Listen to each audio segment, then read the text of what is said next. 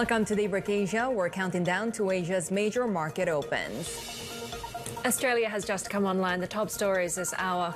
Asian stocks are set to open lower as Wall Street rally really ignited by last week's Fed pivot pulls back. Treasuries power ahead with the policy-sensitive 2-year yield notching a 10 basis point move. Micron is gaining in late trade, the largest US memory chip maker giving a strong revenue forecast backed by data center demand, plus full-year sales at TikTok owner ByteDance said to surge more than $110 billion, potentially overtaking its arch rival, Tencent. Well, this is a setup as we get into the start of cash trading here in Sydney, just waiting for that staggered session to get underway. But we are expecting a bit of downside, more than 0.5% lower, if that lead from Wall Street is anything to go by. And of course, we had quite a challenging, really, session for high-flying stocks in particular. They had one of their worst days in months in that Wednesday session. Wall Street warning of that pullback on the rally ignited by the ever popular and pretty busy Fed pivot trade that we saw really kicking off in earnest last week. In its latest iteration, we are seeing a little bit of caution now, as of course, you know, the lack of drivers, as Shery mentioned in the last hour, as we head into the holidays, really starting to become evident. Still, we are close to some pretty significant milestones when it comes to Australian markets. We're just about 2% away from an all-time high, as really the record close in August 2021 is what we're looking at. And at the moment, we're trading at the highest levels that we've seen since about February of 2023. We're also watching the currency as well. We're seeing a bit of upside. 67.35 is where we're at, thanks to that pullback that we saw in the US dollar previously. And of course, quite a bit of challenges ahead, as we spoke about, for the Australian markets as we get into 2024 with that macro environment. Whether the RBA is going to follow on the back of that Fed pivot is still very much in question there. Kiwi stocks have now turned it around. We saw some pretty significant losses earlier on, but now up by about 0.1% there. We are watching that immigration story very closely. Interesting, we continue to see immigration numbers confounding forecasters, and that's going to really play into the broader inflation picture, as well as what it means potentially for the RBNZ as well. Adrian Orr on Wednesday talking about the risk of high immigration, and that may mean that the central bank may need to be more restrictive for longer when it comes to their policy. And we spoke about that with the New Zealand Prime Minister, Shery, yesterday as well. And Heidi, take a look at how U.S. futures are coming online in the Asian session. We're seeing some indications upwards, of course, after the S&P 500 already saw the worst day since September. We had FedEx being one of those big losers, and that's not great news given that we, of course, see FedEx as a bellwether for U.S. economic outlook, and it fell by the most in over a year on that profit miss. We're also watching comments from the Philadelphia Fed president, again pushing back on immediate rate cuts, but perhaps with a softer tone than his peers that we've heard from in the last few days after that FOMC statement and after Chair Powell doubled down on his dovish rhetoric. Take a look at crude prices, continue to be under pressure, 0.7% this after we saw that buildup in U.S. stockpiles and record production. And that's really offset some of those risks coming from the disruptions in the Red Sea. And Treasuries rallied in the New York session. We really had that being sparked by 10-year gilts that led the global bond rally, given that we saw that slowdown in UK inflation. But it's really all about the data, Heidi, isn't it? Because we are also trying to digest consumer confidence numbers, because it seems Americans are really, really feeling good. We are seeing that their consumer confidence rose by the most since early 2021, and they seem to be confident despite the fact that there have been concerns about a potential recession. And of course, it's not just consumer confidence that we're watching. We'll get more indications in the next few days with Thursday's GDP print. We also get the personal consumption expenditures, which will be the Fed's preferred inflation gauge, and perhaps a little bit more data and insight from the University of Michigan's Consumer Sentiment Index as well, Heidi.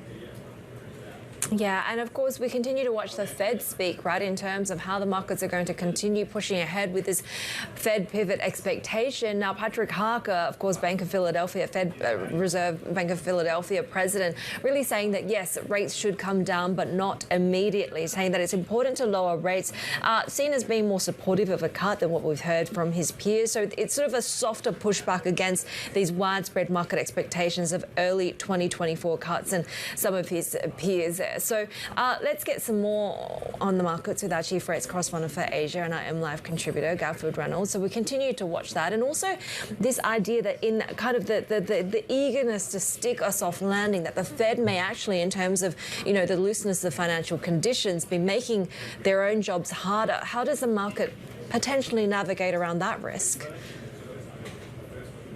Well, mostly the market has been very focused the last couple of weeks on the idea that it's time to party because the Fed has stopped taking the punch bowl away. Mix some metaphors there. But now we've reached the stage where some doubts have started to creep in at times. It's interesting. The previous couple of days, we didn't see bonds having a lot of fun. They were kind of stuck. They were maybe a little bit spooked by the tick up in oil prices because of the problems in the Middle East. But then and meanwhile, equities kept on climbing towards fresh records. Then overnight, towards the end of the day in particular, we had this rapid shift in equities anyway. The bond rally had been building through the day and then accelerated, especially at the front end. So yesterday was a day when concerns about the potential that there will be a hard landing for economies really took off. And that sent 2-year US yields down by 10 basis points. And I don't think you could argue that that was actually what drove the sudden drop in equities, but that sudden drop in equities was of a piece. It was a reminder that there are two-sided risks in the current situation. What will drive markets towards year end? I mean, we have the biggies out of the way already. Yeah, well, I mean, we do have that one last big release that you mentioned for the PCE, although even then, it's hard to imagine what could come in that would seriously dislocate the market's expectation that the Fed is going to pivot towards cuts. So I think the bigger risk would be you might get a softer than expected print that would set off further bets on rate cuts. And at the moment, you've got this very sweet spot for bonds because you've got the expectation the Fed's going to cut, and you also have the potential that people are going to want to take cash out of positions and just park it in bonds, which look pretty safe and are offering decent yields right now. Our chief rates correspondent for Asia and MLive contributor Garfield Reynolds there. Our next guest is also concerned as to why the Fed flipped 180 degrees on their higher for longer narrative. With us now is Robert Shine, CIO at Blanky Shine Wealth Management. Robert, great to have you with us. Of course, the reason why the Fed would pivot is so important, right? I mean, is it a benign landscape where inflation is being reined in, or are we headed for economic catastrophe? Well, it was really interesting. Like we said, the 180-degree Fed pivot is kind of curious because the markets, by way of the bond market, has been front-running the Fed, right? We've seen yields come in, bond market rally, so everything's sort of playing in. And as soon as a couple of months ago, the Fed basically started, basically saying, hey, listen, we're going to pivot. It really now accelerated all risk assets. So a lot of program trading came in, a lot of momentum's building in the equity markets and all of risk asset markets. That's concerning. That's something where investors have to sort of say, hey, listen, we believe that the Santa Claus rally is still intact between now and year end because all that momentum, all that money on the sidelines piling up. However, what does the Fed see that we don't? That's really the question at this moment in time. And what happens next once that pivot comes? Can we still continue a rally when we've already soared this high? Yeah, so I think the Fed, again, going back to that just real quick, they really have taken their optionality off the table. Like we said, we've been long believers of higher for longer. The Fed's going to have to hold the line as long as it possibly could. And they basically just pivoted. And so are they supporting markets going into 2024 election year? Are they seeing something economically that's not too conducive to what they like right now moving forward? So we got to really pay attention to the Fed. But again, once again, as well as I do not fight the Fed. Where should you invest in this environment? So you have to pick your spots from an asset allocation standpoint. We like, 60-40 asset allocation, but of that fixed income, even though we believe the fixed income markets will continue to rally in 2024, you want to look at alternative investments. But specifically, again, not the index. You want to look at individual names. Healthcare, let's say. There's some great names in the healthcare industry, as well as we even like the tech, sort of the AI play will still continue moving forward. There's some names specific that we like. One of them is Eli Lilly. Obviously, it's a big weight loss drug. We've seen all the headlines, but the total addressable market right now, even on Eli Lilly's side, is like $6 billion. It's going to grow to $100 billion. So we could see that stock double over the next few years simply because of that. I mean, over $30 billion just for the United States alone in terms of healthcare costs to our system. And again, it's not just a weight loss drug. It's not just a vanity drug. It's a healthcare sort of resurgence, and it helps heart, it helps Alzheimer's, and a few other medical benefits. So that's one of those that we like in the space of healthcare. Moving forward, there's also, again, continue with the AI story. We also like Google for a lot of reasons. I was going to ask, I mean, do you still like the Magnificent Seven, especially after the incredible rally we've already seen? Yeah, so you got to parse out the Magnificent Seven, I think, for 2024. You can put Tesla aside. I think there's some great, stories in there, that are going to continue to sort of resurge ahead, like Meta, like Google specifically. Google has had a turnaround internally. If you look at how everything's sort of wind in their sails for both top line and bottom line revenue growth for the company. We're seeing also growth in ad revenues. Again, 2024 is an election year. They will, again, benefit from just that $10 billion to $15 billion in the U.S. of ad sales, again. And then also the bottom line revenue growth. We're seeing cloud computing, again, up 22%. So that revenue growth is there, too. So Google is one of those plays where if you believe, like we do, in the alternative or the AI space, that's just in the very few innings, or early innings of that. And you mentioned the political volatility that we might see. You have consistently talked about that going into 2024. Yeah. How do you hedge that? Again, you have to have some cash on the sidelines. And, we believe that if you look at the multiples in the market right now, probably ahead of itself. Will we continue in the first quarter of 2024? Absolutely. However, keep some powder dry. Take advantage of sort of market pullbacks. Again, if the Fed basically doesn't get a report maybe later this week or early January, some labor market reports that can show that inflation is hot. 87% of the time, here's the risk, 87% of the time, inflation resurges. So that could be the biggest risk for 2024, was where the Fed might have to pivot again, or at least say, hey, listen, we might have been too early to call it. Robert Schein, good to have you with us here in the New York studio, CIO at Blanky Schein Wealth Management. Heidi. Yeah, stay cautious, right, going into next year. Oh, coming up, Shery, several lawmakers urging President Biden to block Nippon Steel's acquisition of U.S. steel. We'll get the latest later this hour. But first, sales at TikTok's parent company ByteDance surging this year, potentially overtaking its rival Tencent. We have more on that scoop next. This is Bloomberg.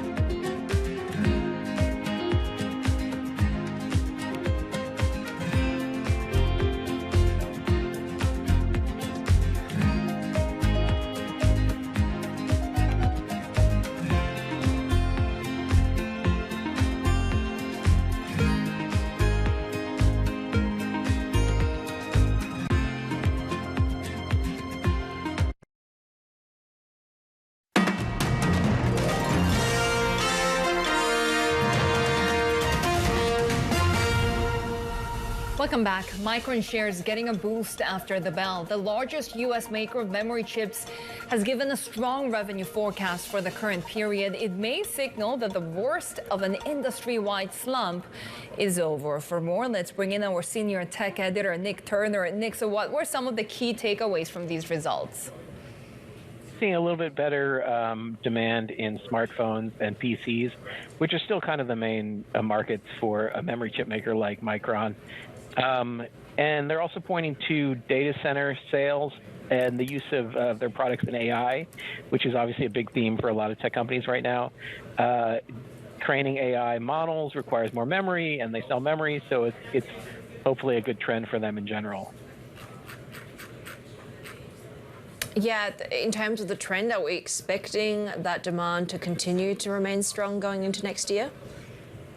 Yeah, I think that they're essentially pointing to 2024 as the year of a rebound for them and probably the broader industry, which is good news for, say, Samsung or SK Hynix that also makes memory chips, and PC makers and smartphone makers. I mean, all those areas have really been hit pretty hard this year in terms of demand, and that's been bad for everyone, including Apple and many of the biggest PC makers. So the hope is that things can kind of come back this year, and if AI provides a little bit more upside on top of that, all the better for a company like Micron. Given what we've seen so far, we're going to continue to see those diversification efforts when it comes to going into data centers, cars, and of course other gadgets as well. Oh yeah, I think 100%. I mean, I think the hope ultimately is that they're not trapped in this cycle where they have these really secular ups and downs because they're tied to a few industries that tend to do that. I feel like they think if they can spread their chips around to a bunch of different industries, including cars, that it'll be less cyclical in that way. Our senior tech editor, Nick Turner, there with the latest on Micron and some of the other corporate headlines that we're tracking this hour. Bloomberg has noted that Citigroup is getting out of distressed debt trading. The decision will remove one of the key players in the market, and sources say about 20 positions will be affected. The move follows the bank's recent decision to get out of municipal bond trading and underwriting. Citi is undergoing its biggest restructuring in decades in a bid to become more efficient. Sources tell Bloomberg that BPEA EQT is considering selling iconic Japanese electronics maker Pioneer. They say the firm is discussing with advisors and could seek a valuation of around $1.5 billion amid interest from potential buyers. Considerations are still at an early stage. BPEA acquired and took Pioneer private in 2019 in a $710 million revival plan. Well, Bloomberg has learned that ByteDance's sales topped $110 billion this year, potentially overtaking rival Tencent. Let's get more from Bloomberg's Greater China senior executive editor, John Liu. And John, this is despite sort of ongoing, political and regulatory issues for the company. Well, here in China, I think you have to remember they are not going through the same challenges. ByteDance, the version of their short video app Douyin here is extremely popular. It's shown itself to be extremely good at e-commerce. People come for the videos, but they stay and spend money, and that's become increasingly clear over the years. As we understand it, revenue has grown in the neighborhood of 30% from 2022. That's about the same pace that it grew last year. We do not, because the company is not publicly traded, we do not have much insight into how much profit that translates into. But if you just look at the revenue numbers, it's become an increasingly large player, bigger than Tencent, bigger than Alibaba, and slowly but surely becoming the main vehicle for e-commerce here in China. TikTok, though, here remains challenging in the U.S., right, on security concerns. So does that affect ByteDance's strategy to grow overseas? TikTok is a huge part of the company. It is the face of the company on a global stage outside of China. So the ability of the company to keep TikTok operating in the United States is extremely important. It would be even more important on that day that we do get a public listing of the entity. It would tremendously affect the overall value that ByteDance would get for that listing. And so in that sense, and the influence that comes with having that app in the United States, I think makes it very, very important. They've also tried to sort of expand beyond social media apps. Has there been much success, and do we know any kind of pathway to an IPO? So they have tried. Most recently, they ended up closing down their gaming unit. That was a setback for the company. They're trying other things, AI, for instance. Lots of Chinese companies are investing in that area.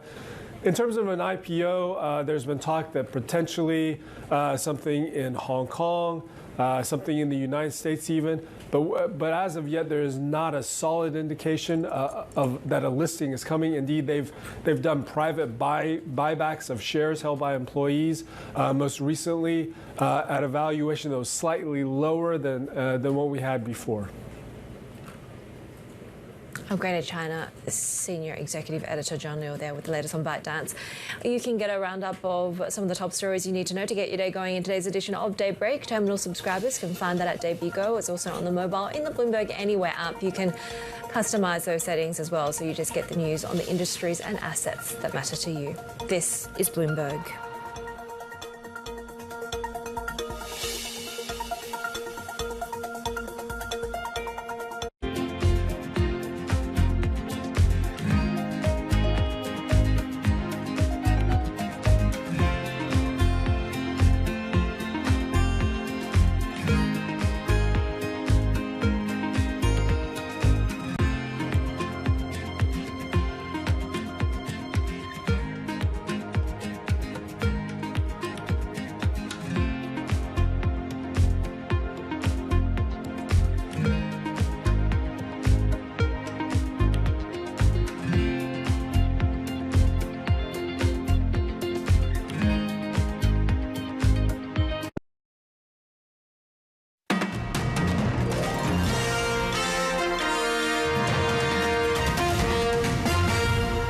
Welcome back. Bloomberg has learned that Warner Brothers has held talks on a possible merger with Paramount Global, potentially combining two of the biggest media companies in the world. Bloomberg's M&A reporter Michelle Davies joins us now. And Michelle, we continue to see consolidation in media, right? How significant would this deal be? So if this deal were to happen, it would be very significant. It'd be one of the biggest media deals that we've seen in the past few years. As you know, the media industry is undergoing a lot of transformation right now. Consumers are cutting the cord. They're not paying for cable. They're not paying for TV in the way that they did in the past. Everyone wants streaming, and streaming, it costs a lot of money to create that content. And so the idea is if these two companies were to merge, it would give them some scale. It would give them better ability to compete against the Apples, the Amazons that have unlimited money and are able to put money into streaming and not worry about costs the way that a traditional media company has to worry. Paramount is controlled by the Redstone family. What do we know about Shari Redstone's role in all of this and how this potentially shapes, I guess, the legacy point of view for that family? So what we know is that Paramount is one of these perennial assets that everyone says, okay, at some point, someone in the media industry is going to buy it. But Shari Redstone and her family, as you said, control the company through National Amusements. And it's always been a question if they were actually open to a sale. At this point, it sounds like there have been these talks, but it's all very preliminary. It's not a certainty that she is open to selling or that this will sell to Warner Brothers Discovery. But we do know that they have talked to her, and sounds like she's a little more open to a sale now than she had been in the past. Any regulatory challenges? So anytime you talk about, two media companies like this consolidating, there's going to be regulatory challenges. Axios had reported when they broke this news earlier today that because Warner Brothers doesn't have a broadcast network, it would make a deal easier because there'd be a little less overlap in that respect. But one other thing to keep in mind is that Warner Brothers actually isn't technically able to do any deals until April 2024 because of this tax provision having to do with its AT&T spinoff merger with Warner Brothers Discovery. That whole deal gave it a tax safe harbor, and so it technically can't transact until then. Yeah, certainly something to watch as we head into the new year, especially after such a challenging time for the industry.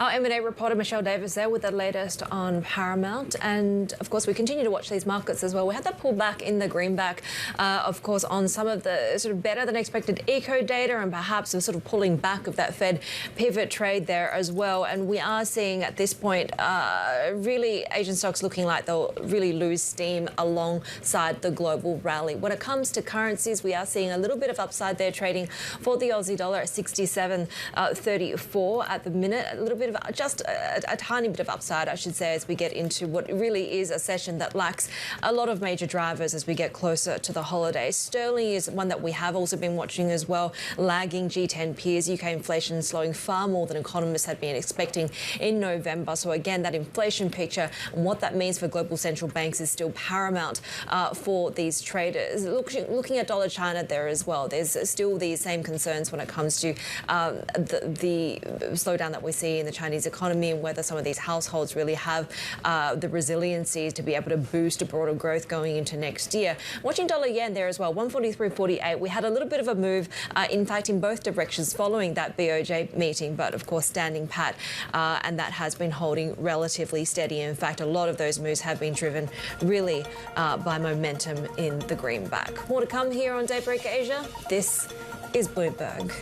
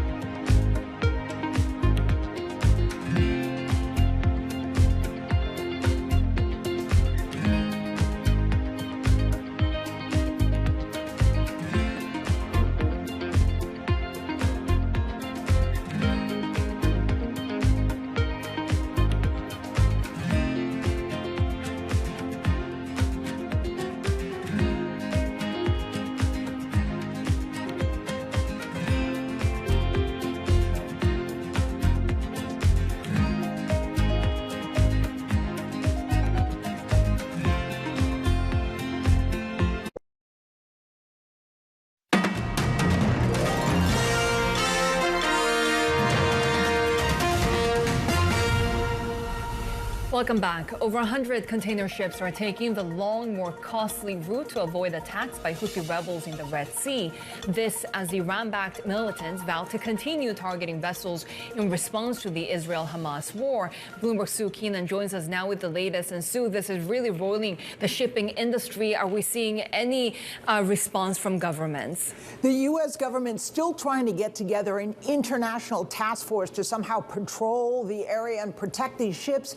But meanwhile, there's a new threat coming from the Houthis saying that the U.S., telling the U.S. they'll retaliate if the U.S. opts for military attacks on the Houthi bases. In the past week, these Iran-backed rebels have stepped up their assaults of fuel tankers and cargo ships in the Red Sea. They're also posting images online showing the sophistication and high-level coordination of these attacks by drones, missiles, and assault teams. You just watched video of a team that landed a helicopter on at least one cargo ship and then took it over. So it's not yet clear how the U.S. will respond. In addition to forming the task force with allies, it is weighing military strikes while still saying it prefers diplomacy. Meanwhile, Saudi Arabia, which borders Yemen, is worried the strikes will provoke the Houthis, which have repeatedly proven their ability to disrupt or damage crucial infrastructure in Saudi Arabia, including its oil industry.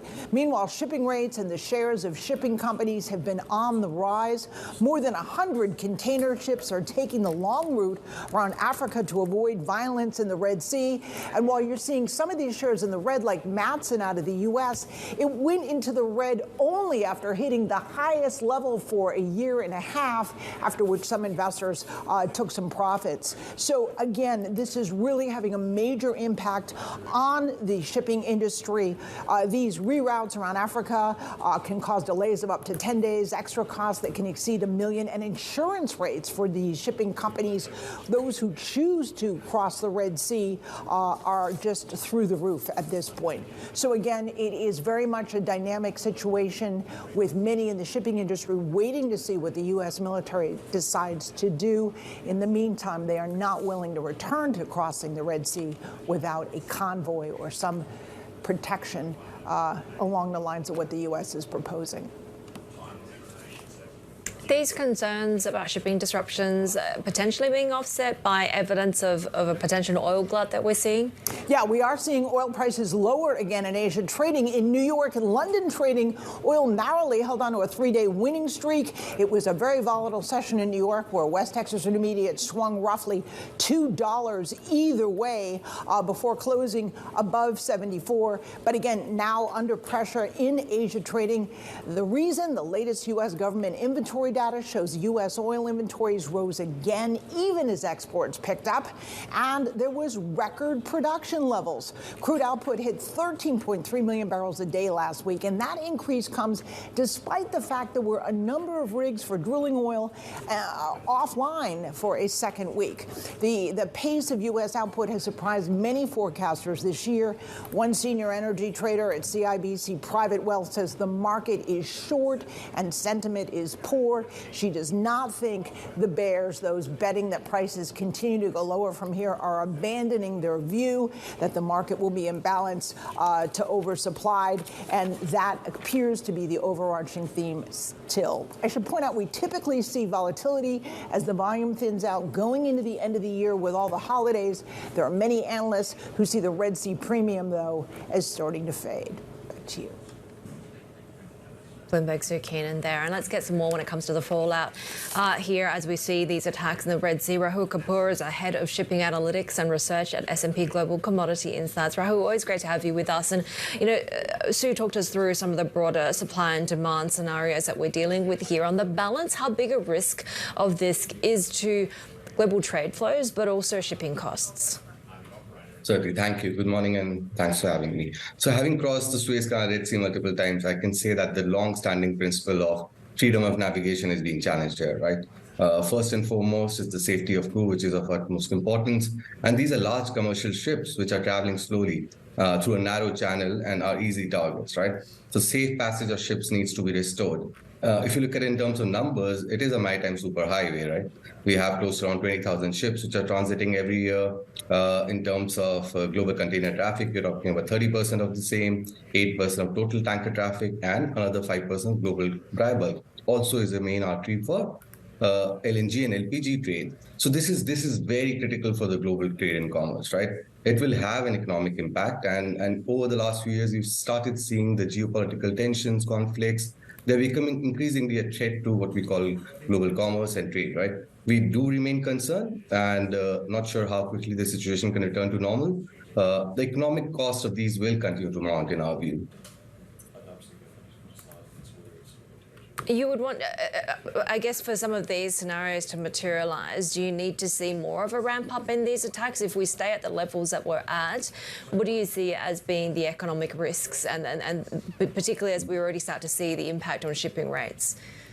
Certainly. I think if you look at ship owners were in a wait-and-see mode over the last few days, but we've started seeing widespread diversions. And Sue mentioned about hundreds of these ships which are getting diverted. Major container lines, these are big companies which have announced diversion of services, right? Going around Cape of Good Hope adds additional 10 to 14 days. And this is when you talk about container shipping, right? Let's say specifically for this global supply chains, it is a web of what we call complex networks. It's a kind of unprecedented, 100 ships rerouting. We did see what happened with Ever Given, few days of disruptions, but this is entirely at a different level, right? This will slow the delivery of cargo to UK and US business groups. We're talking billions of dollars of cargo, which will have to spend extended time at sea, right? That's higher inventory cost. All this eventually means this has to be passed on to the consumers. Higher insurance costs, war risk premium. It's a well-oiled machine, and it's not going to easily come out, right?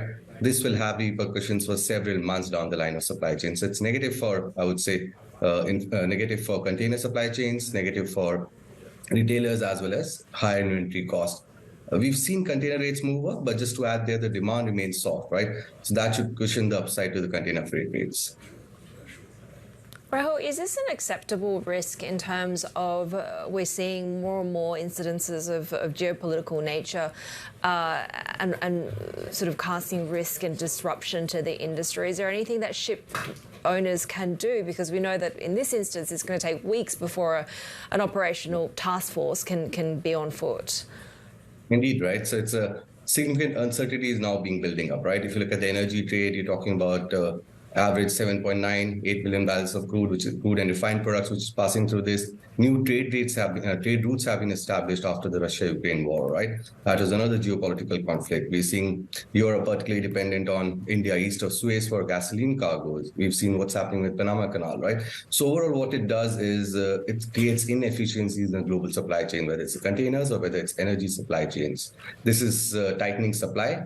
And whichever way we dice it, it means higher cost to the consumers. So cargo owners and shipping companies now have to account for higher risk premium, higher insurance cost, and elevated security risk. Commercial shipping is very, very different, right? We need that safe passage and freedom of navigation to come back. When it comes to the outlook for next year, it's a bit of a mixed picture from your point of view. You're not so positive when it comes to container and a little bit more constructive on dry bulk. Yes, certainly. I think if you look at container shipping, that had a pretty good 2-3 years after COVID, right? All that demand which was brought forward has now gone back. The supply growth is 7 to 8% for the next few years. And the demand overall for the next 2-3 years is pretty anemic, right? So we are highly negative, I would say, on the container shipping, barring what has happened in the recent weeks. Right, that might cushion a bit of supply growth, so it certainly tightens a bit of the supply, but demand remains very soft. Whereas on the tanker and dry bulk shipping, the supply growth in both these segments is very low. If you're looking at the next 2-3 years, the order book to fleet ratio, demand is stable, and all these geopolitical conflicts and rerouting leads to high utilization. So we remain positive on the commodity shipping per se, and negative on the container shipping, or for that matter, the container trade. Rahul, what's the biggest risk for you for next year? I think the biggest risk is certainly Suez Canal and Red Sea, right? This is I would say, first time we are seeing two primary canals, right? We're seeing what's happening with Panama Canal because of El Nino drought there. We were already seeing massive rerouting, right? Almost 50% cut expected in terms of ships being transiting. Now this Suez Canal Red Sea situation, if we see a large escalation, that will have repercussions across commodity supply chains, across container trade, right? So the geopolitics remains the biggest concern, I would say, not the demand, not the supply. Rahul, always great to have you with us. Rahul Kapoor, Head of Shipping Analytics and Research at S&P Global. Shery. Right, Heidi, let's get a little bit more on those geopolitical stories, because the Biden administration is now renewing efforts to prod Israel to end the wide-scale destruction in Gaza. Secretary of State Antony Blinken says Israel's campaign needs to shift from a large-scale military attack to a more precise operation to reduce the toll on Palestinian civilians. The Hamas-run health ministry says Israel has killed more than 19,000 Palestinians in Gaza. It's clear that the conflict will move and needs to move to a lower intensity phase. And we expect to see and want to see a shift to more targeted operations with a smaller number of forces that's really focused in on dealing with the leadership of Hamas, the tunnel network. China is warning the Philippines that relations are now facing serious difficulties amid tensions in the South China Sea. Beijing accuses Manila of backing out of its commitments and causing trouble in the contested waters. Foreign ministers from the two countries discussed the matter on Wednesday after the Philippine president said Manila should revamp its approach in dealing with Beijing's aggression. Chinese President Xi Jinping reportedly told President Biden that Beijing will reunify with Taiwan, though the timing is not yet decided. NBC says the conversation happened during last month's summit in San Francisco. In response, Republican Senator Lindsey Graham says he's drafting sanctions to impose on China if it invades Taiwan, calling the report beyond unnerving. You can get more on the upcoming elections on Taiwan Decides, a special report featuring Bloomberg's exclusive interviews with all three presidential candidates. Catch it on Bloomberg TV every Thursday in Asia and Wednesday in the U.S. It's also available on YouTube. This is Bloomberg.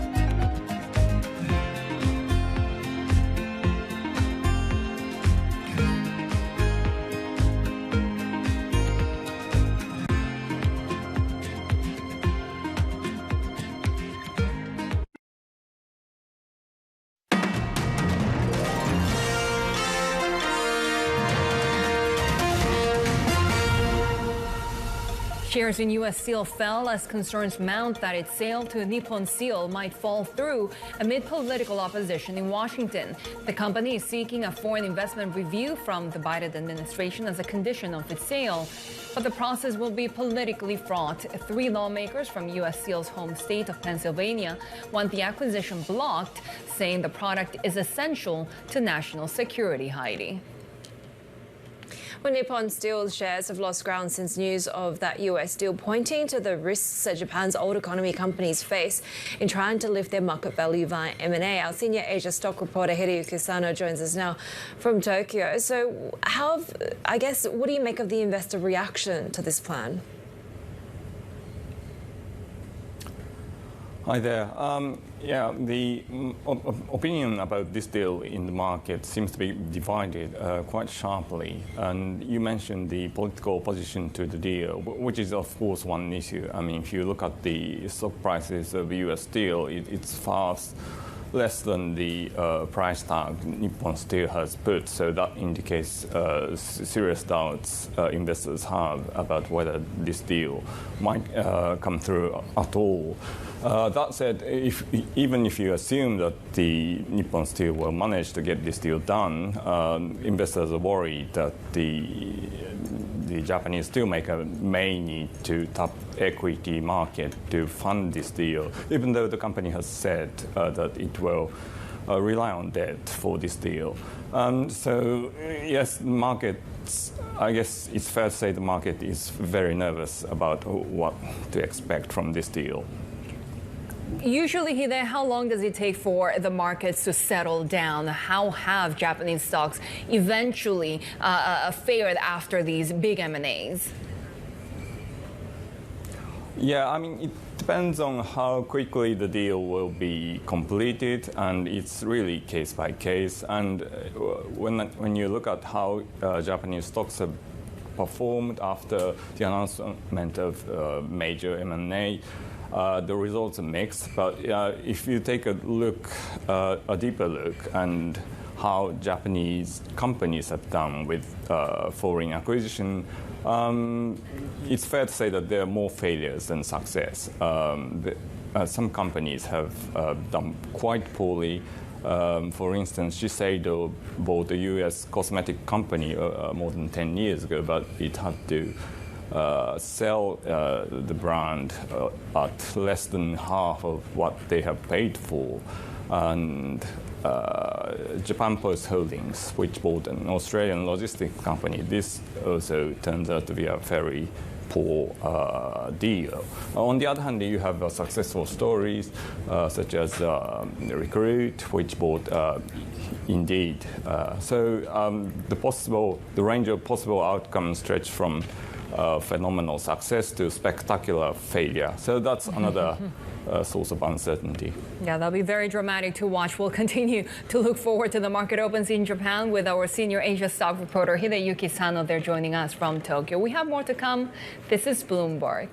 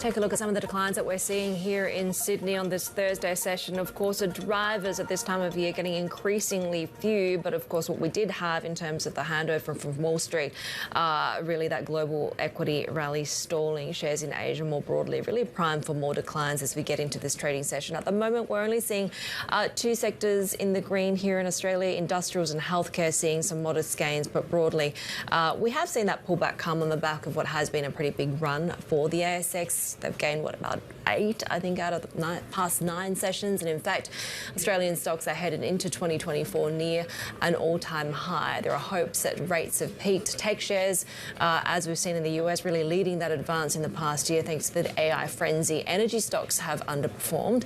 Let's bring in for some more analysis our Asia stocks reporter, Georgina McKay. So to the takeaways from the year, and a lot of these are reflective of global trends. Absolutely. Key takeaway number one, it's been a bit of a slog, but we've ended the year, as you said there, somewhere near a record, which is quite amazing considering the year we've had. And key takeaways, so we've got tech stocks leading the gains on the ASX. It's a pretty small weighting on the whole benchmark, but we've got the AI hype driving that, and we're likely to see that continue. And then we've got the energy underperformance associated with those dwindling oil prices on supply concerns. And then some more of the local themes. It's lithium, that crazy lithium frenzy, all the deals that have been happening, which have been rocking lithium shares. We've got, Azure Minerals, the latest deal in the spotlight, with shares up 1,500%, which is pretty crazy. And then we've had a bit of divergence in the financials, which is a heavily weighted sector in the ASX. So we've got the insurers outperforming, and then banks have been underperforming. What's the outlook for next year?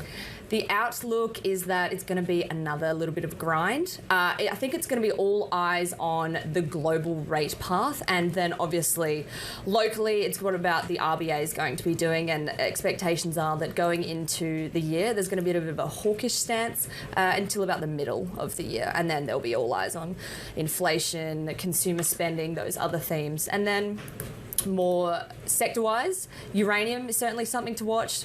Investors have been piling money into that space, and then lithium. I think it'll continue with those company valuations lower. We might see a bit more M&A in that very hot space.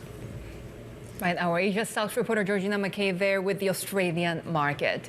And of course, over in Japan, we have seen the BOJ slowly loosening its grip on Japanese government bond yields. And the country's investment firms are now scrambling to prepare for an era of higher rates and volatility. That also means the return of physical trading floors. Bloomberg's Kurumi Mori checked out the buzz at one brokerage in Tokyo. The phones, binoculars, cough drops, and everything in between. The action-packed trading floor is making a comeback. It looks like a scene from Wall Street in the 1980s, but it's 2023 at Japanese broker Tokyo Tanshi. All the frenzy is a result of changes to the monetary policy at the Bank of Japan. Increasing yields on JGBs, or Japanese government bonds, has meant the return of volatility after a quiet decade under prior governor Haruhiko Kuroda. Compared to last year, the trading volume has increased. I yell a lot. I place some snacks like bananas and cookies nearby, always replenishing my energy. What's unique is that, unlike the U.S., the Japanese bond market still relies more on humans than algorithms. That means new recruits learn the arcane art of shouting orders and using binoculars to see the latest bids and offers handwritten on a whiteboard at the other end of the trading floor. The problem is that traders familiar with the old-school ways have retired or moved on to other careers.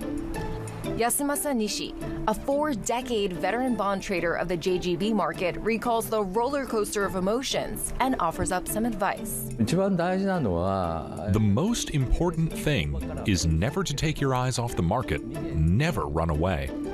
I know fear overtakes you on a sudden rise in interest rates, but during the crisis and feeling the pain, try to endure it and even try to enjoy it.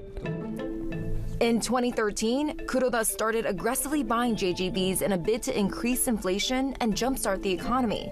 But inflation didn't materialize. At the extreme, the BOJ owned more than 50% of the entire market, leaving little for everyone else. Now, current BOJ Governor Kazuo Ueda is preparing a move in the opposite direction and unwinding a decade of easing. For the traders at Tanshi, that means these will come in handy ahead of the expected volatility in 2024.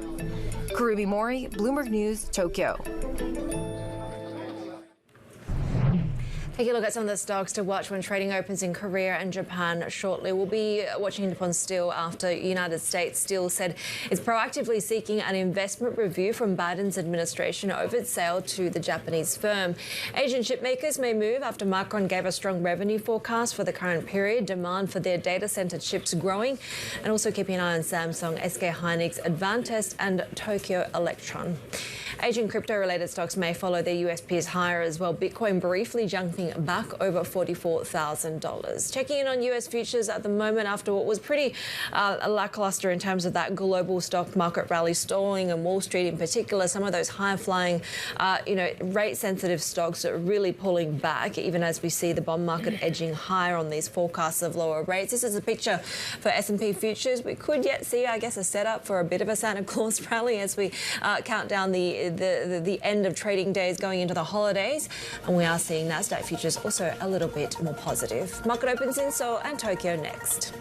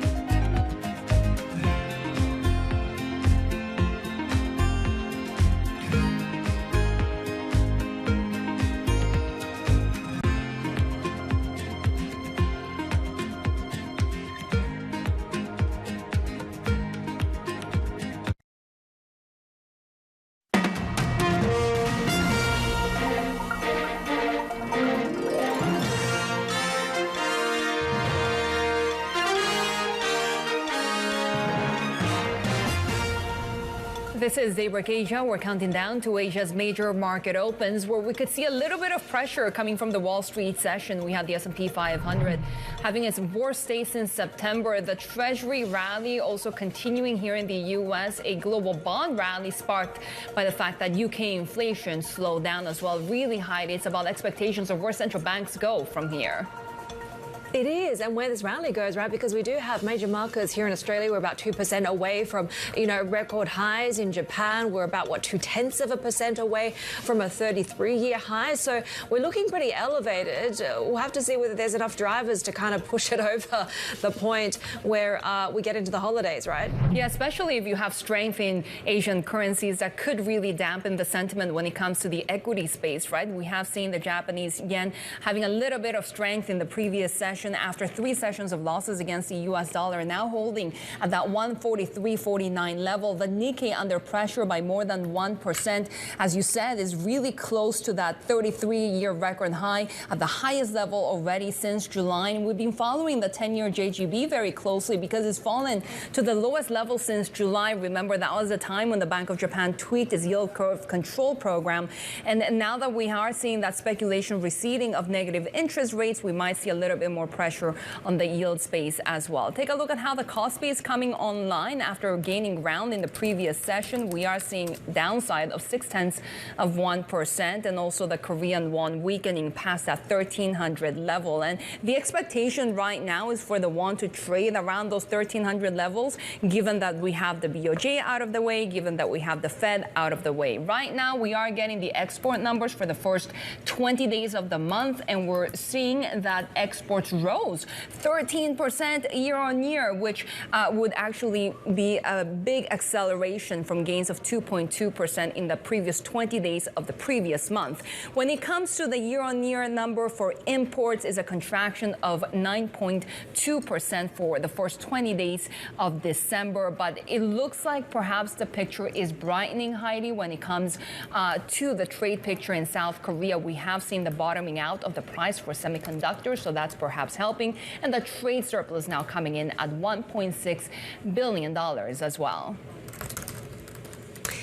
Take a look at the setup as we see trading, just about underway for an hour or so here in Australia. Pretty lackluster picture. As you said, Shery, it wasn't a great lead that we had from Wall Street, this kind of repricing and concerns over where the Fed pivot goes from here. And also this is a market, as I mentioned, that is trading at very elevated levels, right? We're about 2% away from that record high. And in particular, a lot of these, very big trading themes like tech in Australia up by almost 30% this year, maybe due for a little bit of a pullback in that way. So this is the picture we're seeing, about 0.25% softer when it comes to trading on the ASX 200. Just a couple of segments there trading in the green. Industrials are doing okay. Utilities and healthcare just clocking modest gains so far in this morning part of the session. We're also watching the Aussie dollar. That pullback, a little bit of weakness in the greenback is benefiting the Aussie, trading at 67.39. A lot of that is also going to depend on the direction of where iron ore trades going into next year and how that China recovery continues to play out. We are also watching the crude story there as well. Of course, on the one hand, there's a disruption when it comes to the Red Sea from Yemen's Houthis and the idea that perhaps it will take a few weeks for any kind of operational task force to get underway to be able to address some of those disruptions. The Red Sea risk is, though, being overshadowed by a little bit in terms of rising US supply. So that evidence that we're getting of record US oil production is adding to that crude glut, and that is perhaps a bigger story when it comes to energy at this point, as we continue to see, of course, the situation in the Red Sea and how that unfolds if that continues to worsen. Taking a look at what we're watching for treasuries at the moment as well. This is a picture across really the spectrum. We're seeing treasuries this week at least really rallying, with global bonds kind of being lifted alongside rate cut bets, but a little bit of a movement there in the session today as we see broad downside for risk this Thursday. Our next guest expects 2024 to be a very challenging year growth-wise. That will likely mean capitulation in margins, deeper earnings declines as well. Isaac Poole is a global CIO at Oriana Financial Services. Isaac, always great to have you with us, and it's always this funny time of year as we reflect on the gains, but also more importantly looking ahead to what 2024 has in store. The great kind of central bank pivot story, or at least the Fed pivot trade, do you think expectations are overdone? I think they've raced further ahead than the Fed would like to see, for sure. The Fed would like to see the market come back towards their view that maybe 3 cuts next year is likely. But really, what we tend to see historically is the Fed gets to the point where they pause, and you look ahead 6 months, 12 months, and they've cut deeply, not just by 3 cuts, not just by 6, but we're talking 3 percentage points or so. So I think the market's moving in the right direction, but over the next few months, you're going to hear the Fed really talk and push back against that and try and rein the market in. But I think directionally, the market's got this about right. Where do you see sort of sector rotation benefiting as we go into next year? Because the popular trade at the moment, obviously, is that if the Fed is going to, pull back on the reins, we could continue to see some of these, growth-sensitive tech, adjacent AI trades continue to rally. It's certainly been the story for most of this year and could continue through the early part of next year. But ultimately, this really strong rally that we've seen is going to come up against the fact that the economy is slowing and growth is slowing and inflation is slowing. And we're seeing that in the fundamentals for these companies. Sales growth is falling rapidly. Earnings growth is negative. And the only thing that's holding that up at all is a little bit of margin expansion.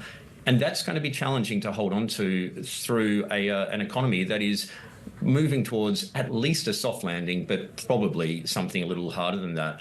So while this rally may have legs in the near term, and again, if you look back, it's really normal for the market to reach new highs after the Fed pauses. So we might see a little bit further to run here, but ultimately it does run into the challenge of a slowing economy. And I expect that at some stage next year, we're going to see the market really capitulate to that slowing fundamental story. And that's looking pretty vulnerable now, given that rally. So you'd prefer to keep that protection in treasuries? Hold on to the protection in treasuries for sure. When you look at the vulnerability in equities, where we're looking at a 20+% rally this year, and that's all been multiple expansion, not earnings driven. There's a real vulnerability to the downside. So what do you want to do? You want to take those gains, lock in the profits, rotate towards safety, and by that you're really looking at treasuries. And although we've seen a really strong rally over the last month or so in 2s and 10s in the US, that's got further to go. Those yields still look pretty attractive relative to history. You're getting some good income there if you lock it in now, but really importantly, you're getting some great downside protection if we do see the economy give way to something a little softer next year. So there's still time to lock those away. There's still time to lock in some of the gains in equities, position for a more resilient portfolio heading into 2024 so that you can ride what is going to be, we think, a pretty volatile year. Let me ask you about some of the outliers. China obviously is one of them. In a lot of times historically, we've seen that lack of correlation with Chinese risk assets being beneficial. Can that still play out given how cheap valuations are? Or are you not convinced that the recovery is really going to be on foot for next year?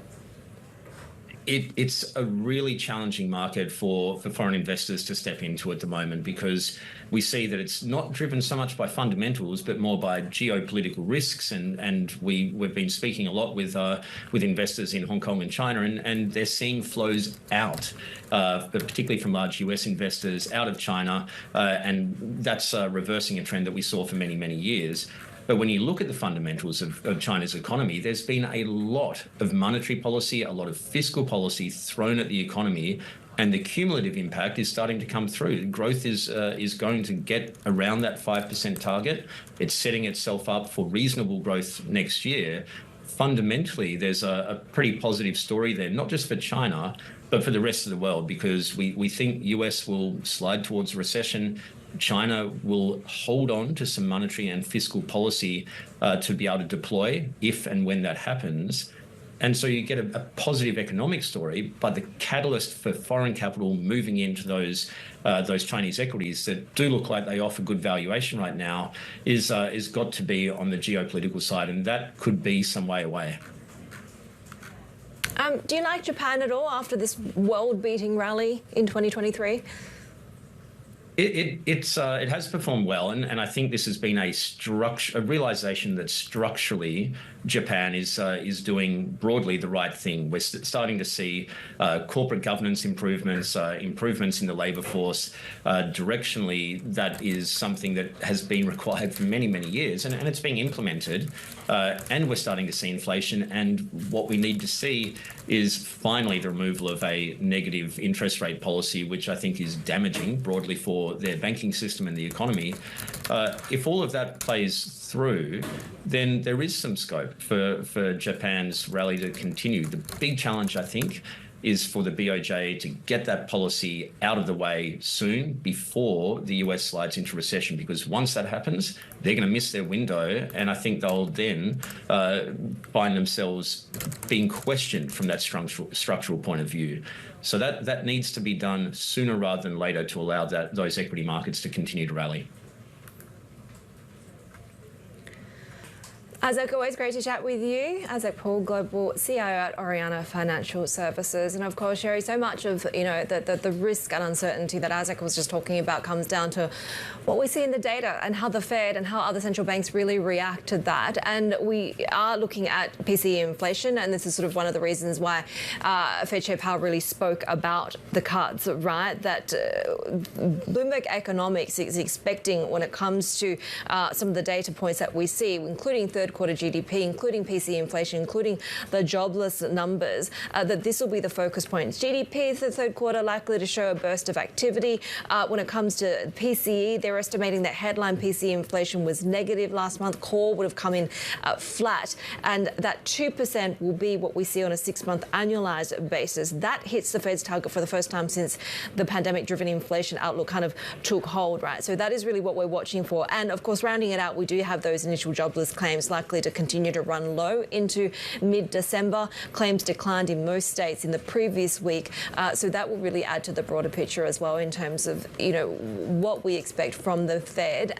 And it is really that PCE inflation print that will show why there was such a focus by Chair Powell on talking about the outlook for cuts.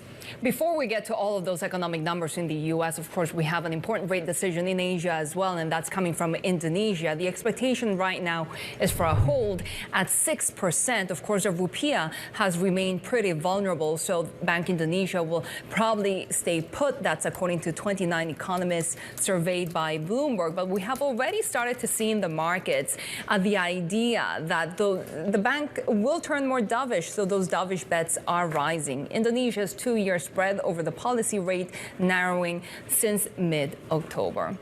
But still ahead, a revenue rebound could be in sight for Macau's casinos next year, with Bloomberg Intelligence estimating it might surpass pre-pandemic levels. But first, ByteDance's revenue set to outpace rival Tencent this year as TikTok's e-commerce business drives growth. We look over the numbers next. This is Bloomberg.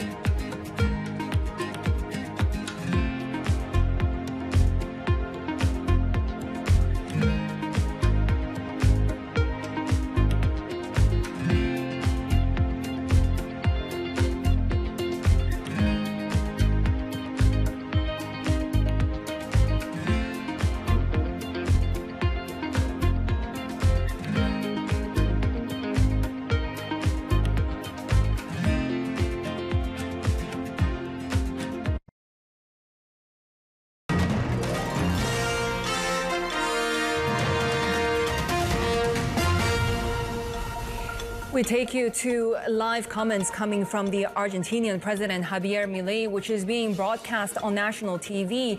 He's now saying that he signed a decree to deregulate the economy. This takes Argentina in the step to eventually privatize state-run businesses. This is the second step in his economic overhaul shortly after taking office.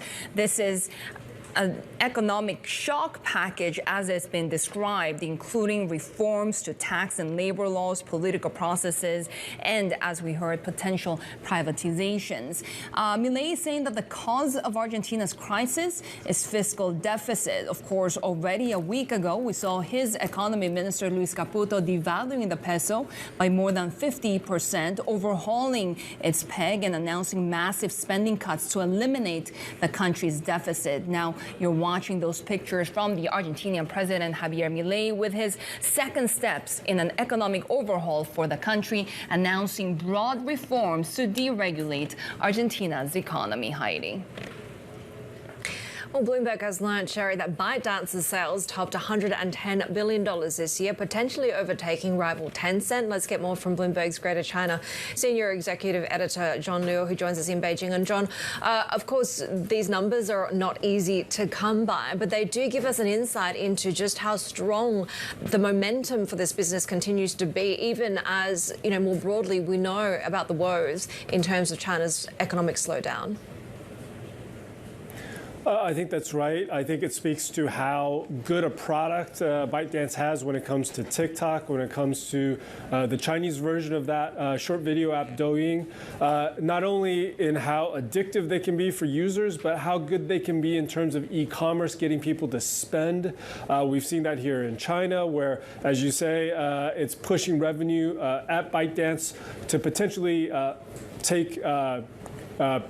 pass Tencent.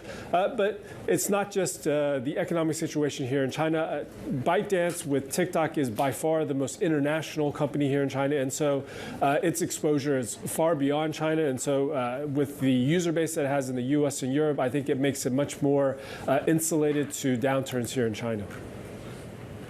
You mentioned its exposure to the U.S. Of course, we know that TikTok faces some security challenges. So how big of a problem will this be for ByteDance's growth in the future? I think it's going to continue to be a problem as long as the bilateral situation between the United States and China remains tense, and that I do not think is going away anytime soon. It does not seem to be stopping the company's growth. At $110 billion US, it's growing at about 30%, a little bit faster potentially than it grew in 2022. Because the company is not a publicly listed entity, we do not have the level of financial insight that we would for a publicly traded company.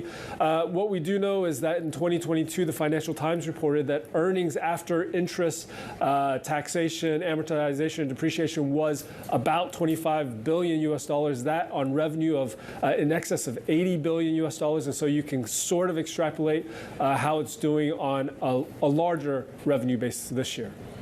Our Greater China's senior executive editor, John Liu there. And of course, we're setting up for the Chinese markets open in about an hour, and we're watching the Shanghai Composite Index as it nears a fresh 3-year low. And Heidi, the level to watch right now is 28.86 for the Shanghai Composite. We have seen really sentiment sour on Chinese assets, especially since the beginning of November. Remember when we had that really bullish highs just a month ago, given that we had hopes of large stimulus packages coming from Beijing policymakers, which we didn't get from the annual economic conference. So a lot of disappointment has set for a very difficult month of December. Yeah, we're hearing now from the Security Times that the government may add a moderate amount of fiscal stimulus next year, and that doesn't seem to be the kind of, kitchen sink approach that investors have been looking for in terms of finally getting this catalyst to turn this market around, right? Isaac Poole from Oriana saying it is just such a difficult market to try and gauge the bottom of, particularly as a foreign investor, which is why we're still seeing a lot of people staying away. Shery, one of the stocks that we're watching is Toyota in the Tokyo session, falling as much as this is what we're seeing at the moment when it comes to trading in Toyota, recalling 1 million vehicles in the US, and this is the stock reaction, right? As much as 5.6% after recalling 1 million vehicles in the US, and this, as we continue to see kind of the moderation when it comes to that decline, down by just about 3.5% at the moment. But Toyota recalling that number of vehicles in the American market at risk of having passenger side airbags fail to deploy properly due to a passenger seat sensor issue. So this is affecting some Toyota and Lexus brand sedans and SUVs. And that statement came out on Wednesday, affecting certain 2020 to 2022 model year gas and hybrid vehicles, with a number of models being listed there. So Toyota, the stock seeing a bit of a negative reaction there, but still already off those session lows of 5.6%. You can follow more on all the market action and some of the other stories that we're watching in the day's trading action. Our Markets Live blog, that's on the Bloomberg at MLIV Go. You can get a market rundown in one click, and there's commentary and analysis from Bloomberg's expert editors, so you can find out exactly what's affecting your investments at any given time. This is Bloomberg.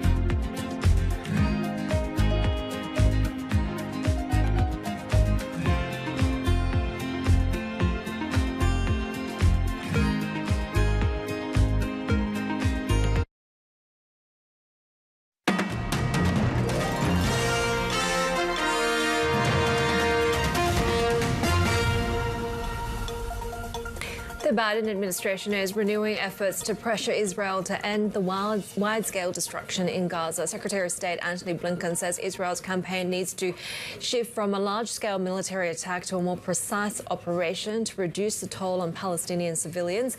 The Hamas-run health ministry says Israel has killed more than 19,000 Palestinians in Gaza. It's clear that the conflict will move and needs to move to a lower intensity phase. And we expect to see and want to see a shift to more targeted operations with a smaller number of forces that's really focused in on dealing with the leadership of Hamas, the tunnel network. And the violence over the Israel-Hamas war is spilling over into the Red Sea. Over 100 container ships are taking the long, more costly route to avoid attacks by Houthi rebels. This as the Iran-backed militants vow to continue targeting vessels in response to the war. Bloomberg's Sue Keenan joins us now with the latest. Sue, what are authorities doing about this? Well, all of this is happening as the U.S. is trying to get together with other allies to create a task force that will somehow protect these vessels at risk. And yet the rebels have now issued a counter threat, warning the U.S. that it's willing to retaliate if the U.S. opts for military attacks on the Houthi bases. Now, in the past week, these attacks on fuel tankers and cargo ships in the Red Sea have ramped up in a big way. They're posting online images. You're looking at a helicopter that actually landed on a cargo ship. You had a number of armed rebels in a very coordinated attack then take over the ship, holding the crew at gunpoint. They've been using drones, missiles, and these assault teams in their attacks. And so it's not yet clear how the U.S. will respond. In addition to forming a task force with allies to help protect the ships, it is weighing military strikes while still preferring to use diplomacy. Meanwhile, Saudi Arabia, which borders Yemen, is worried that any strikes against the rebels will provoke the Houthis, which have repeatedly proven their ability to disrupt or damage critical infrastructure in Saudi Arabia, and we're talking about their oil fields and oil shipments. Meanwhile, shipping rates and the shares of shipping companies have been on a rise. More than 100 container ships are taking the long route around Africa to avoid violence in the Red Sea. That's causing delays of up to 10 days and extra costs that can exceed $1 million. And some of these shares that are in the red right now, such as Maxton, a U.S. shipping company, had risen to a year-and-a-half high before selling off a bit again on this crisis. Insurance rates have skyrocketed for those ships that do cross the Red Sea, and at least one shipping company has told us the chaos is resulting in a ramping up of business in a very big way. Well, there's fresh evidence of a potential oil glut, and that's offsetting concerns about shipping disruptions. It certainly is in West Texas Intermediate, which we're seeing is lower in Asia trading after barely holding on to a 3-day gain in U.S. trading, which was very volatile. Swings of more than $2 in either direction. The latest U.S. government inventory data shows oil inventories rose again, even as exports picked up and record production levels. Crude output hit 13.3 million barrels a day, and that increase comes despite a decrease in the number of oil rigs that week. You're looking at Brent crude, which is actually higher in Asia trading. Again, there is a little mix of opinion here, but the pace of U.S. output to add to this concern about global oversupply is real. A senior energy trader at CIBC Private Wealth says the market is mainly short and sentiment is poor. She does not think the bears are abandoning their belief that the market will be imbalanced to oversupplied by the end of this year and going into next. Bloomberg, Sue Keenan there. We do have much more to come here on Daybreak Asia. This is Bloomberg.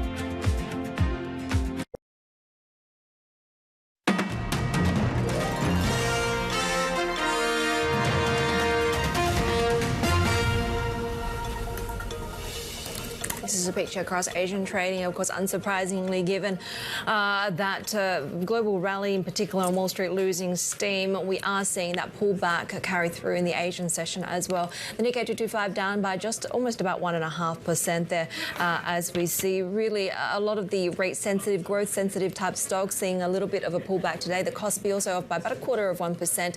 We are seeing Japanese equities at just about 0.2% at the close yesterday, away from that 33-year high, but it may take a little bit more momentum for us to be able to get to those levels. Same story when it comes to Australia as well. We're about 2% away from a record high for trading on the ASX 200, but at the moment we're only seeing a couple of select sectors even trading modestly in the green in this session. Kiwi stocks, though, bucking the broader trend and actually are trading in the green at the moment. We had some surprising numbers when it comes to an increase in immigration that could potentially, as flagged by Governor Orr earlier this week, mean that the RBNZ needs to stay in restrictive territory for longer than what we're expecting at the moment. We're also watching JGBs taking a bit of a slide there as well. Futures looking, they have been pretty softer on the Thursday session so far, on a report that the trade union could be gradually negotiating up the minimum wage, so higher potentially than the government's target. But Shery, it has been a busy year when it comes to deal making.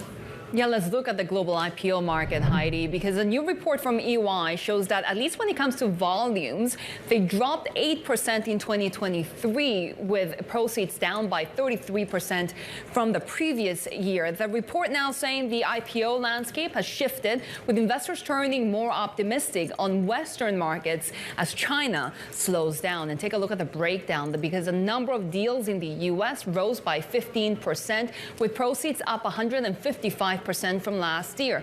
In the Asia Pacific, though, IPO activity fell 18% on year, although it remained a leader in terms of volumes. Meanwhile, new hotspot markets, including India and Thailand, saw a record number of IPOs, outpacing the usual regional powerhouses. Let's get the outlook of the global IPO market in 2024 from EY's global IPO leader, George Chan. George, great to have you with us. I mean, I just said that the U.S. really led that IPO market this year, but at the same time, the gains were really marginal. Will the picture be a little bit more favorable in 2024, given that we're expecting these dovish pivots from major central banks? Thank you. Thank you for having me today.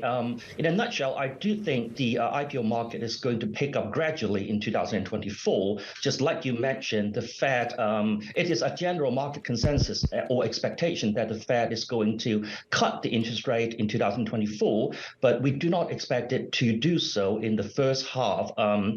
It may be gradually in the first half, but mostly the IPO activities would need time to react to that action. So we do expect the IPO market on a global basis is going to gradually recover towards the second half of 2024, in spite of all the economy are doing quite well, and especially in the U.S., just like you mentioned, we have seen the pickup in the volume of the IPO, but on the other hand, most contributed by the smaller cap companies.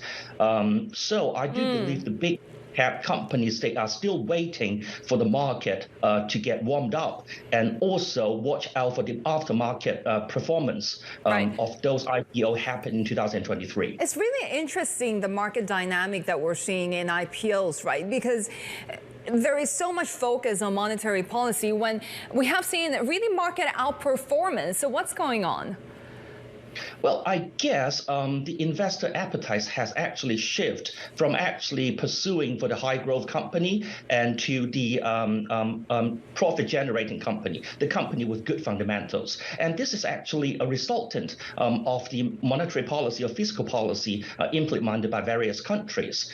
And going forward basis, I think it would be very important to actually bridge the gap between the investor expectation on the valuation with the IPO candidates, and in order to reboost the IPO market or kick off the increase in investor sentiment. We had some eye-catching tech listings this year, ARM, Instacart. Is that the sector that's going to lead again in 2024? And what happens given that we saw that, as you mentioned, aftermarket performance be really underwhelming in 2023? yes, the tech, I believe, it will still be the leading industry in certain developed countries. For example, the U.S., China is also heavily pipelined with tech companies.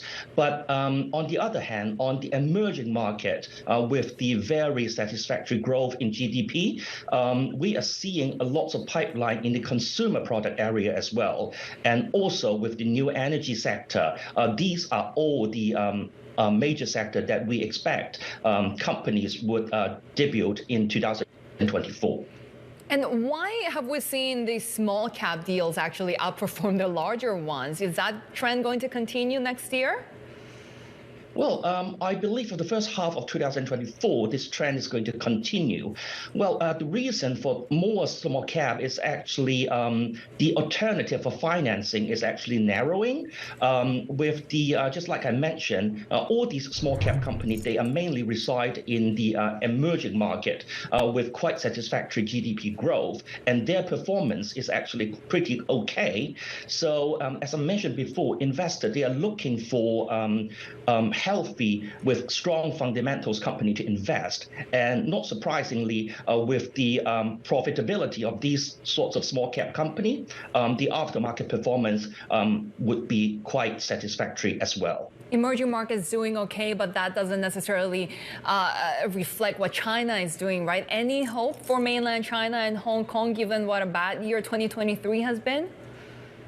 We are still hopeful that the market in China and Hong Kong is going to pick up. Because for China, the reason in 2023's cool down is because the government has implemented a what we call periodic tightening policy on approving the new IPOs in hope to actually boost the liquidity of the China stock market and also redirect funding to encourage the business, for example, the hard and core technology industries. And if this works, then we are hopeful to see a relaxation of this policy towards the second half or the fourth quarter in 2024. And regarding Hong Kong, the main reason was basically interest rate was high, liquidity was low, and valuation was low as well. But the Chinese government, since with implementing the tightening policies, a lot of the company, they are looking for alternative stock exchange lists, and Hong Kong would be on their priority list, pretty much top 1 or 2. So given the interest rate is going to gradually come down, we expect that the Hong Kong market could pick up its momentum towards the second half of the year, if not earlier. George, given what you've seen in 2023 for those IPO candidates wanting to go public next year, what are some of the things that they should be prepared for? I think they should get to be very ready and go out in a very narrow sort of window. They also have to make sure their fundamentals are strong. They need to tell the investor a story so the investor can understand their fundamentals. For example, they need to convince investor in the long run they are going to give them return on investment, and also they would need to have good corporate governance as well. George Chan, thank you so much for joining us today. Global IPO leader at EWA, Haidi, looking ahead to the IPO activity next year. Yeah, let's stay on the outlook for next year when it comes to gaming now, Shery. A rebound in revenue could be in sight next year for Macau's casinos. Our Bloomberg intelligence analysts seeing that their mass gaming revenue surpassing pre-pandemic levels in 2024 thanks to new integrated resorts. Senior research analyst for gaming and hospitality, Angela Hanley, joins us now. So, Angela, talk to us about the recovery speed of Macau's casino revenues and how we're seeing kind of the change in diversification of their business play into that. So I would say that the gaming revenue of Macau is improving really well. As the previous speaker said, investors are going after solid fundamentals companies, and I think Macau gaming could be one of the sector with a very strong growth. Say next year, we are expecting the gaming revenue to record another 22% revenue growth next year, and then so that the gaming revenue could reach 75% of pre-pandemic levels next year.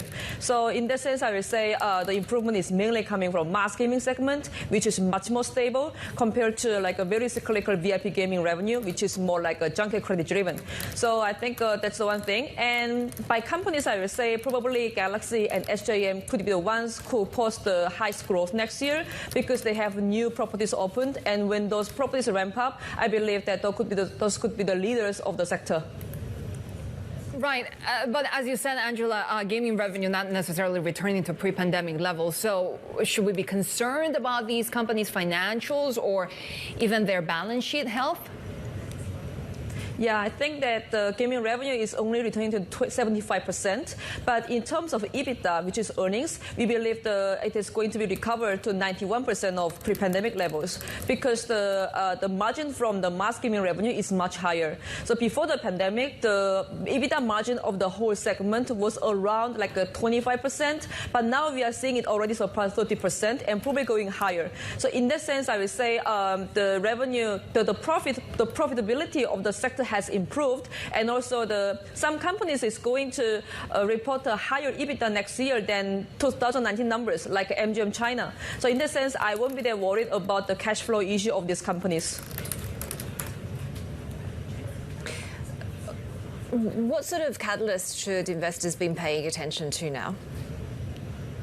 Oh, yeah. So I think as the Macau gaming segment is becoming more like a mass leisure travel-driven one, so that means that it's very important to draw the whole traffic. So given that we think Macau casinos will try to capture more growth during the holidays, say, for example, say Christmas or New Year or even like Lunar New Year. So in the past, obviously, the Lunar New Year, October Golden Week, this is supposed to be the most important holidays for Macau casinos. But going forward, we are going to see even more like a seasonality coming in when we have New Year or even Christmas, even it's not like a Chinese holiday.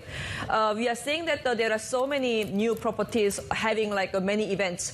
So like a big integrated resorts are going to have a lot of events. Say they might be hosting some TV channels from China's TV channels like a year-end party or say New Year greeting thing. So for those events, it's going to draw more traffic.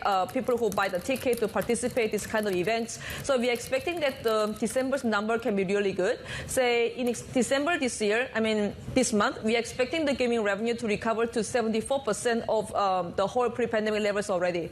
So I think this is going to be some kind of thing that we are going to see.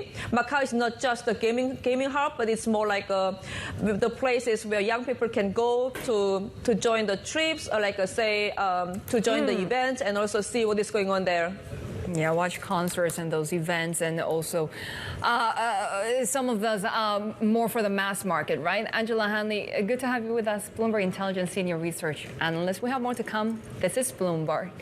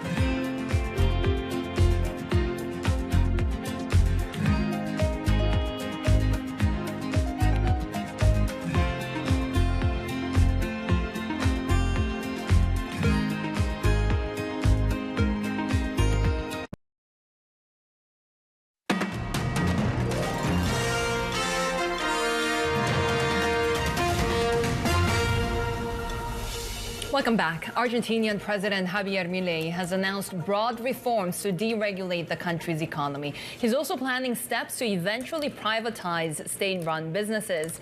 Bloomberg's Patrick Gillespie joins us now from Buenos Aires. Patrick, we were expecting more from that shock package for Argentina, but how significant are the measures announced? Good evening from Buenos Aires, Shery. Javier Milei is doubling down his efforts to fix Argentina's economy through shock therapy measures. Milei tonight spoke at the presidential palace in Buenos Aires in a recorded address. with his entire cabinet behind him. He was reading from paper, not a teleprompter as usual. Milei outlined 30 measures of a total package of 300 policy changes that really have a very sweeping range of subject matters, from real estate to technology, to agriculture, and many other sectors. So Milei is really trying to do this a one-size-fits-all state reform of the economy, but he's bound to hit congressional pushback and pushback from society as well that's not really accustomed to this type of shock therapy. Patrick, what else was announced? Elon Musk might be involved?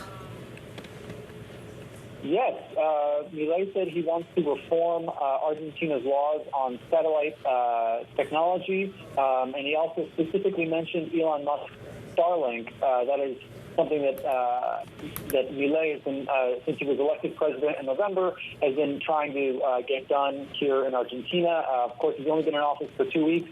But Elon Musk has been very congratulatory of Milei since the election. So this is sort of a gesture towards Musk from Milei to say that he wants him to come visit the country, which is something they've already talked about. But as well, Milei for Argentina, which is very much a government public sector economy, Milei talked about privatizing all of Argentina's state-run companies, which should be a huge overhaul of the economy, and again, bound to hit a lot of resistance with powerful labor unions and the opposition in Congress. And we have seen really the market reaction being swift, right? The Argentinian benchmark now trading at the highest levels in 3 years or so, and really pulling off that record sale of peso debt as well. But I have to ask, I mean, we have seen so many instances in the past of exuberance about Argentina with the government of Mauricio Macri, for example. So how sustainable is this? That's a great question, Shery. Milei is benefiting from this recent market reaction. You have bond prices at 2-year highs. He's getting support from Washington, from the U.S. Treasury, and from the IMF. But it's really a question of how much society is going to tolerate these measures, because they're going to create inflation in the near term. People are talking about 25 to 30% monthly inflation just for December, and then that's going to continue into next year. So it could be a very difficult time for citizens who are already enduring so much with inflation annually at 160%. So it's unclear how much in quotes, a honeymoon period Milei has to get this done, but he's moving as fast as possible, it seems, to really overhaul the economy and try, in his words, to prevent hyperinflation. Bloomberg's Patrick Gillespie there joining us from Buenos Aires with the latest on Javier Milei's reforms. We have more to come. This is Bloomberg.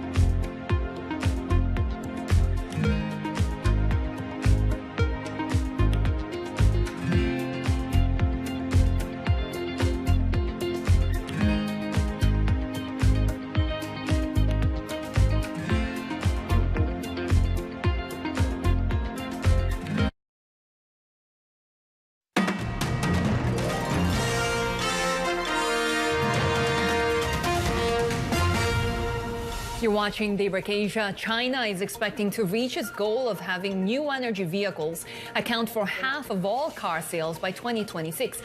That will be 10 years ahead of schedule. But the EV boom has an unwelcome side effect: expired batteries full of toxic chemicals.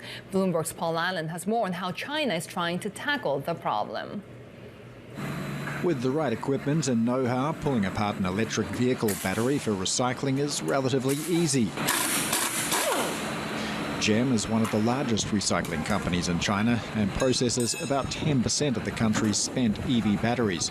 There's no shortage of material for GEM and its competitors to work with. China's EV revolution is helping the country's decarbonisation goals, but also fueling waste. One of the worst examples being the notorious EV graveyards filled with vehicles that quickly became obsolete after they hit the road. We now pay too much attention to manufacturing cars and batteries, but massive manufacturing will cause massive raw material usage and a large amount of battery disposals, which imposes challenges on later stage processing. Recovering the cobalt, nickel and other elements in a battery not only improves the sustainability of EVs, but can be a lucrative business as well. GEM has seen its recycling revenue quadruple since 2021 and is on a government whitelist of about 150 key industry players. However, the riches on offer have seen a thriving grey market emerge of smaller players willing to pay higher prices for spent batteries. China's Electronic Energy Saving Technology Association estimates about a fifth of the market is unregulated, lacking the safety equipment to minimise the risk of explosion and release of toxic waste. Policymakers are working on the problem, including traceability around a battery's life cycle. But for now, industry watchers say there's no enforcement to make sure the best practice in China's battery recycling is the only practice. Paul Allen, Bloomberg. Well, Toyota is recalling about 1 million vehicles sold in the US that are at risk of having passenger side airbags fail to deploy properly due to a sensor issue. Our global business Asia editor Peter Verco joins us now. So what do we know? What's being affected? Well, it seems to be about 1 million cars built between 2020 to 2022 across a range of models. It's not an airbag problem, so this isn't sort of like back to the Takata days where we had all that. It seems to be that it's a sensor that senses the passenger weight and it would stop the airbag deploying in certain circumstances. 1 million vehicles here in the US. What's the actual business hit to Toyota? It sounds like a lot, 1 million cars, but you've got to remember that Toyota sells 10 million cars annually a year, so it's only a small part of that. Toyota shares are down quite a bit today. They've fallen the most in 18 months. But as well as this recall in the US, there's this other scandal that's sort of percolating away in Japan, where Daihatsu, the Toyota subsidiary, yesterday came out and said it's had to suspend shipment of all its cars because it had been falsifying safety data there. So that could potentially be the bigger hit to Toyota at the moment. Daihatsu accounts for about 4% of Toyota's group's annual revenue. And if this becomes a prolonged shutdown of Daihatsu production, maybe that's what investors are more concerned about at the moment. How challenging is the auto market at the moment going into next year? It's looking a bit more challenging. Things have been slowing down this year. Obviously, higher interest rates in the US throughout this year. Now, clearly there's the Fed is signalling that rates may come down, but and then particularly in the EV space as well, we've seen most of the big car makers, including Toyota earlier this year, start to dial back some of their EV expectations. So it looks like it might be a slightly tougher year for automakers next year. Our global business Asia editor Peter Verco there will be watching those car makers across Asia trading today. But of course, our market setting up for the open in Hong Kong and mainland China. And these are the stocks that we'll be watching. Asian chip makers, given the Micron gave a strong revenue forecast for the current period on growing demand for their data center chips. So do watch out for those Chinese names. Also, watch out for Asian crypto related stocks. They could follow their U.S. peers higher.